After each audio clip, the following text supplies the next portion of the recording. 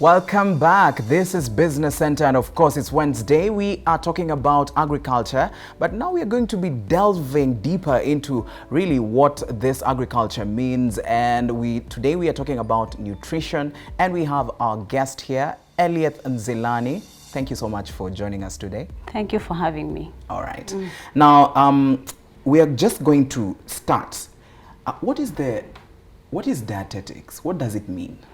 All right, dietetics in a simple language means how what we eat affects our health. It is a study or a science of how what we eat affects our health. Basically, that is what dietetics is. Yes. Yes, and now what can you say is considered a normal day diet?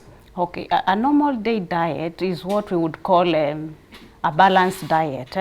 For a normal, healthy individual, is where a diet containing all the nutrients in their proper proportions.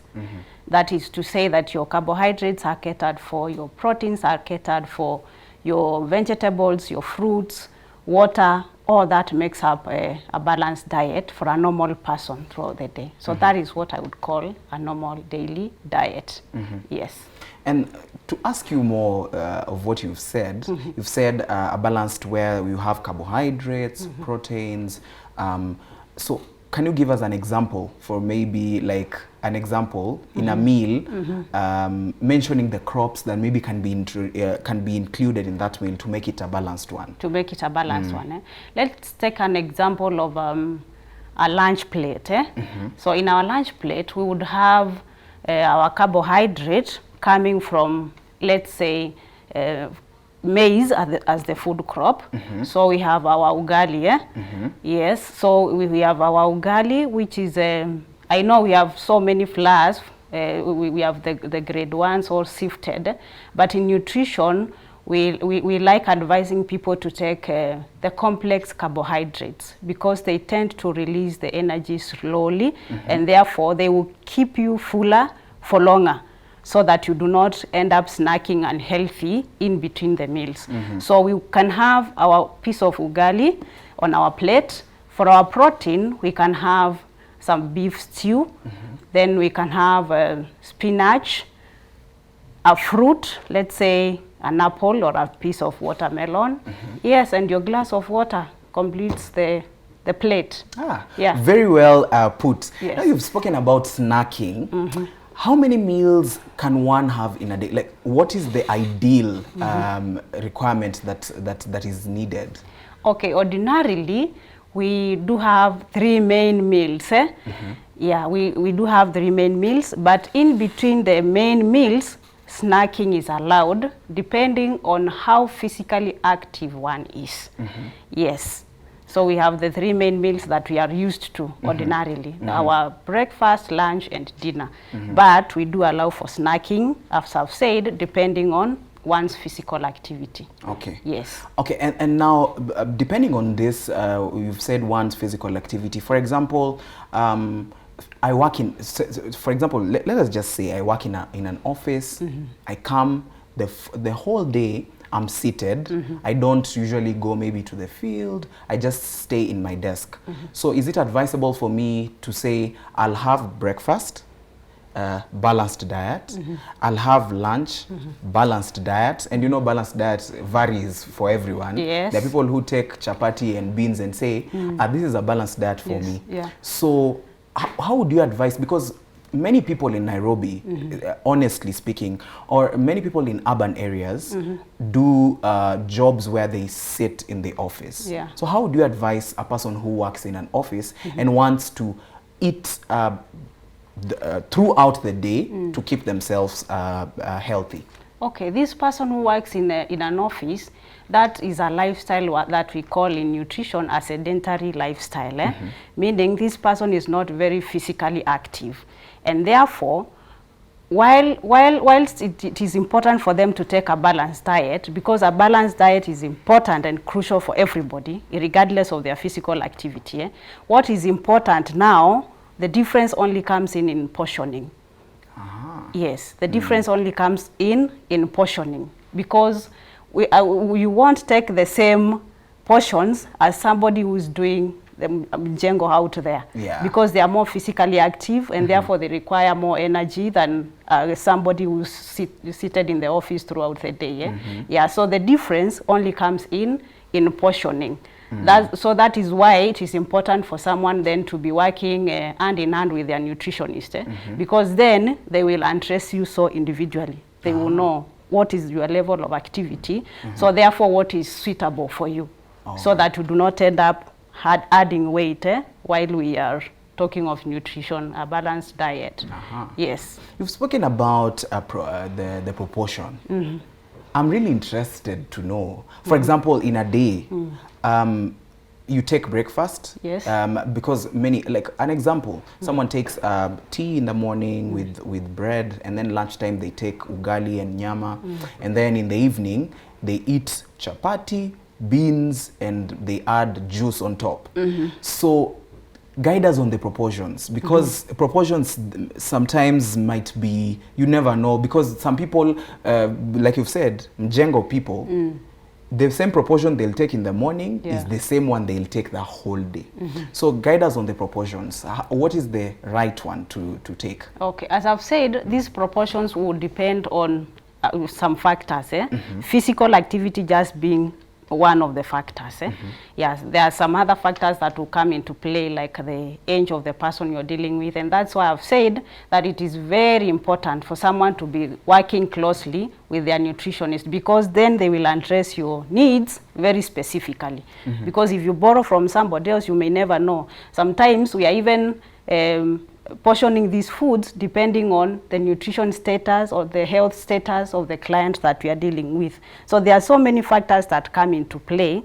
Therefore, it is very important that you consult with your nutritionist, so that you know what is specific for you according to your requirements, and how you expend that energy, how you use that energy throughout the day. All right. Yes. Okay, and for example, still on proportion, we usually hear people saying in the morning you need to take very heavy breakfast, and then at lunchtime moderate, and then at night you just take maybe a fruit. What is your take on that? Okay, my take on that would be that throughout these meals there needs to be balance. The balance has to be maintained. The balance has to be maintained. Only that we do say that breakfast is the most important meal of the day, because it is setting the pace. Because this again is also dependent on how active you're going to be throughout the day. Mark you, there are people who do also work on night shifts. So that person in the morning, their meal cannot be as heavy as now somebody who is waking up to go to work. So it is just a whole consideration of so many things. When it comes to proportioning. All right. Yes. And now, what time can you say is advisable, especially for people 8 to 5 who work during the day? Now, if we exclude the people working at night, what do you think is the best time to take breakfast, lunch, or supper? Okay, I would say that the body, the way it breaks down food, once the food is in the stomach, that transit time from the stomach into the small intestine, so that that food will now get to be excreted, it takes a maximum of 5 hours. So therefore, talking of the main meals, we should give ourselves at least a difference of 5 hours in between. Therefore, if this is someone who is reporting to work at 8, you would expect, like, for example, they have had their breakfast between 6 and 7. So that they will have their lunch around 12, between 12 and 1. Then they can have their supper between 6 and 7. Okay? So that allows for that room for digestion of the previous meal that was taken to be able to be digested properly, and therefore avoid issues of congestion and bloating. So is it advisable to eat beyond 9 p.m.? Is it really advisable? It's not really advisable to eat beyond 9 p.m. because we usually say that you should eat your dinner early enough to allow yourself 1 or 2 hours before you go to rest, so that at least when the body is still active, some digestion can take place, because remember, you are going into a rest mode when you're sleeping. So not so much digestion is going on at that time. So if you take your dinner or supper late into the night from 9 p.m. and beyond, then it will mean that most of that food is not digested, and therefore it is not digested as it should be digested. So it may end up having a lot of accumulation in the body, and most of the time this is how people end up with body fats. Yeah, because you are not burning fats while you are asleep. So where is that food going to? It's only going to build up as fats in the body. Yes. All right. Yeah. So this is something I'm learning, because you know, eating for most of us Kenyans, anyway, Africans, we eat some of us. Let me speak for myself. You eat maybe at 9, you know, because that's when you've reached home, you want to cook and eat. Yeah. So it's advisable to eat from 6 to 7. Yes. Ah. If that's possible with you, it is the best that we advise. I believe many people in the studio and in the gallery have written that down. We need to be eating from 6 to 7 there. All right. We hear that people need to be drinking 8 glasses of water per day. Yeah. And explain to us the science behind this. Okay, I wouldn't say that it's really a science, but I think whoever came up with this was just trying to help people stay hydrated, because it is easier for you to remember taking 8 glasses a day.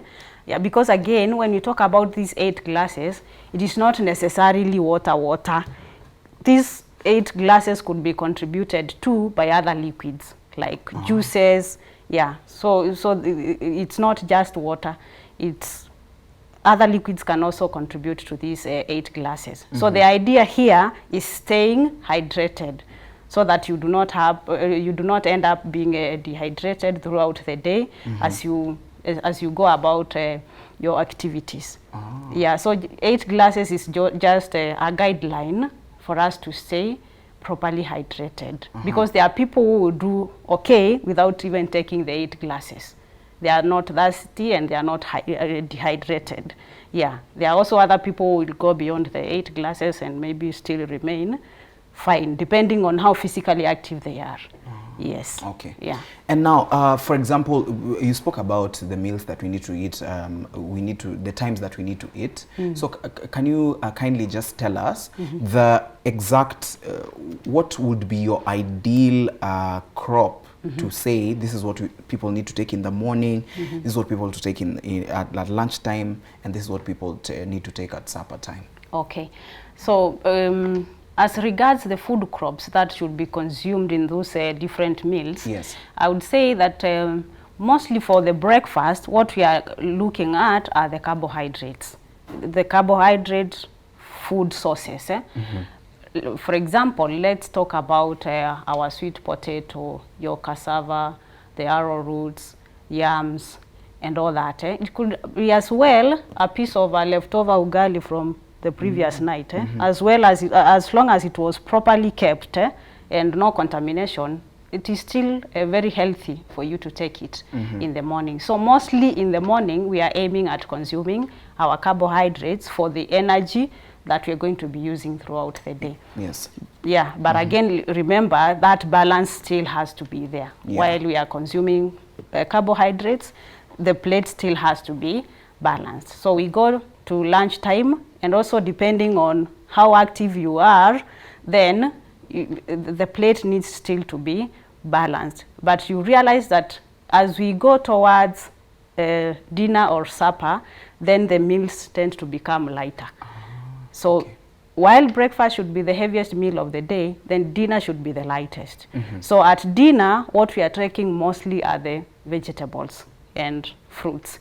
Why? Because they will tend to keep you fuller for long without having a lot of calories to be broken down by the body, because you don't necessarily need a lot of energy while you're resting throughout the night. So for dinner, vegetables and fruits will form a better part of your plate.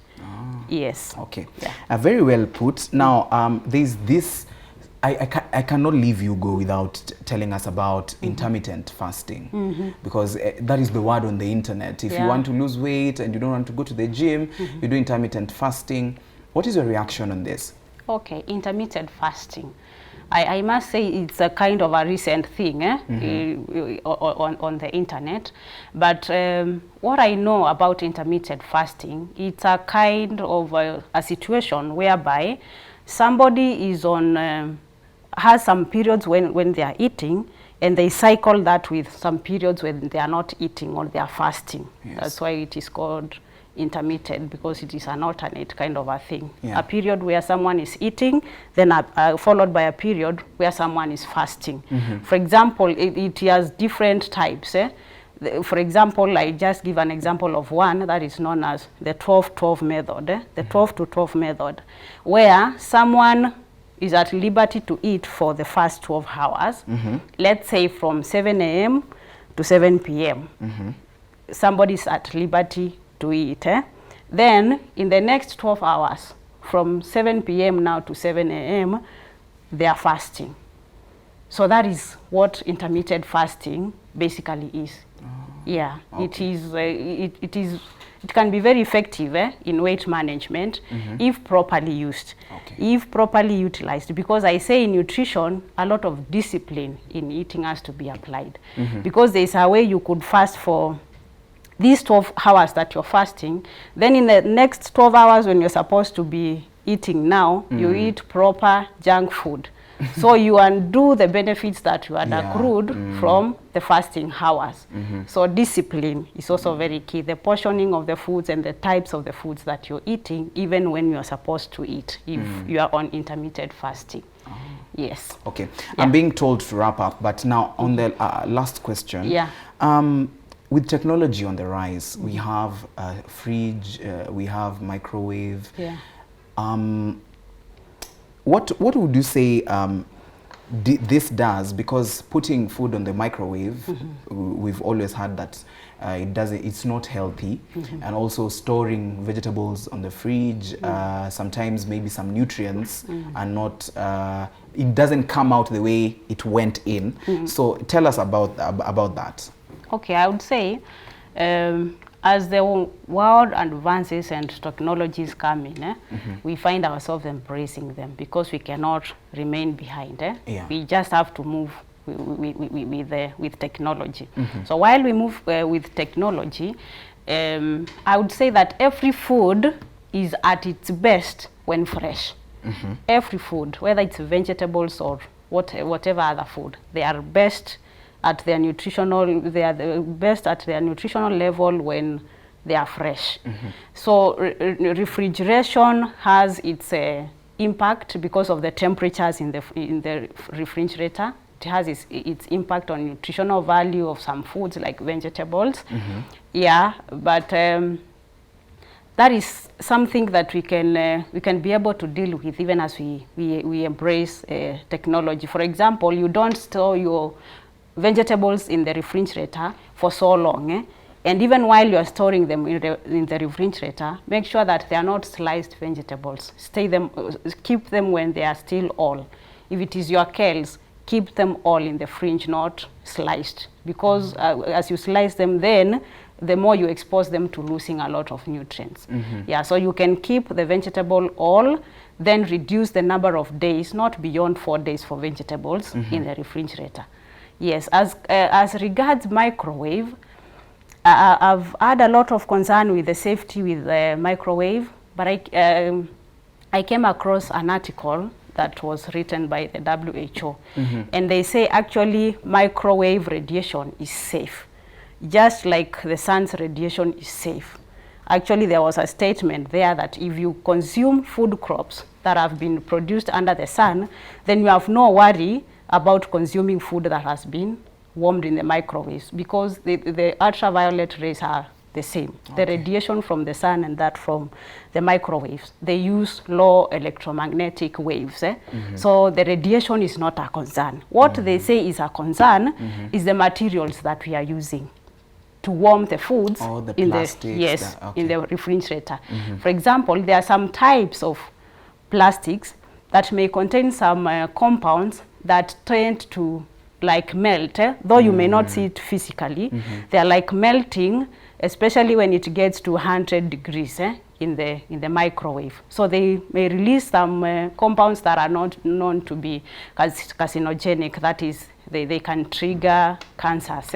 Yeah, but again, you have to understand that for someone to get any negative impact or any health issue, even as concerning the cancer, they have to have consumed these foods in that state for a consistent period of time, which I don't think in Kenya yet, or in Africa we are at a point where we are using the microwave as much.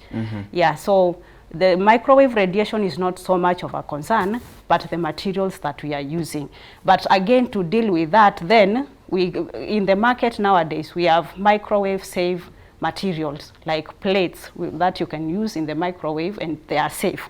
They do not emit those carcinogenic compounds. Yeah, so it's something that we can deal with while we are dealing with the technology.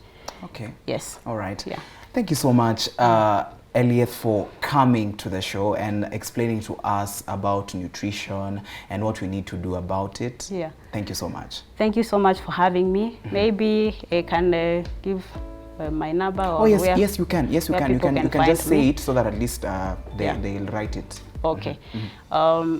Someone requiring my services can get me through 0729 479 207. You can call, text, or WhatsApp that number. I'm also on Facebook as Elliot Zilani. Those are the platforms that you can find me on. Okay. Yes. All right. Yeah.